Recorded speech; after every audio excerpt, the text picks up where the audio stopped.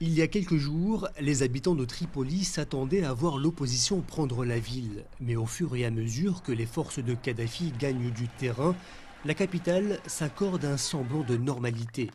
Les enfants reprennent le chemin de l'école, les classes se remplissent à nouveau. Durant les premiers jours, les enfants ne venaient pas à l'école. Mais depuis une semaine à peu près, les cours ont repris normalement.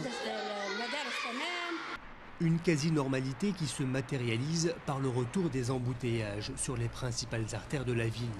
Les stations-service ne désemplissent pas. L'essence ne coûte rien en Libye et depuis le début de l'insurrection, son prix a encore baissé, cadeau du régime.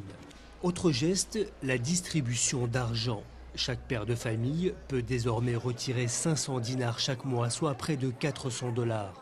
Pour les bénéficiaires, ce coup de pouce de l'État n'a rien à voir avec une quelconque tentative d'acheter la paix sociale, encore moins la paix tout court.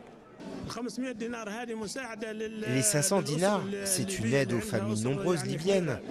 Il y a eu une hausse des prix ces derniers temps, vous savez. Face à la place verte, un marché aux poissons improvisé.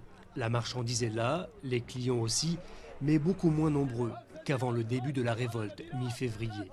Lorsque les entreprises étrangères étaient ici, il y avait une grande demande de poissons. Aujourd'hui, il n'y a plus de demande. Qu'est-ce qu'on peut faire? Baisser les prix ou remettre le poisson à la mer?